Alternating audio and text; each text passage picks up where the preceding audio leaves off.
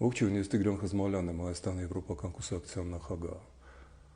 Մեր հարավային սահմաններում պատերազմ է բռնկվել։ Երկրորդ անգամ 2 տարիների մեջ երկու միջուկային պետություններ, Իսրայելը եւ Իրանը փոխանակվում են հրթիռային հարվածներով։ Կարելի է չկասկածել, որ այս պատերազմի ընդլայնման եւ շարունակության դեպքում ռուս-ադրբեջանա-թուրքական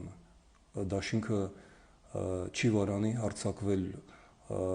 Սյունիքի հարավային մաս եւ ներկայացնի դա աշխարհին իբրև Իրանի հյուսիսային սահմանի մեկուսացում, ինչ է պաշտպանում մեզ այդ աղետալի զարգացումներից,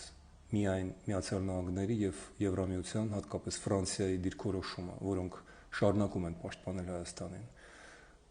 Նկատի առնենք, որ հենց Եվրամիությունը եւ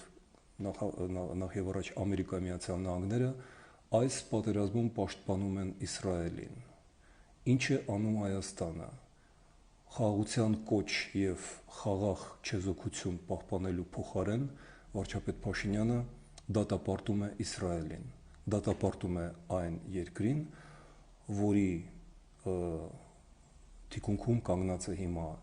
Միացյալ Նահանգները եւ Եվրոպան, հենց այն ուժերը, որոնք պաշտպանում են Հայաստանը եւ որպես արդյունք մենք տեսնում ենք, որ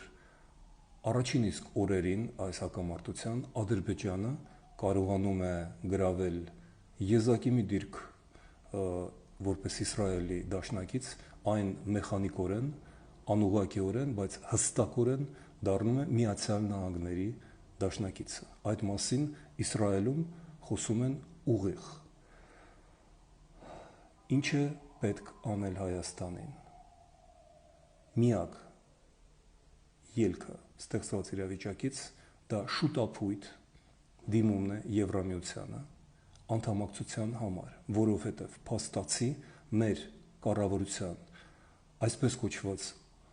բալանսավորված, իսկ իրականում վուլկանիզացիա, այսինքն ժայթքումների եւ պայթյունների տանող քաղաքականության արդյունքում Հայաստանը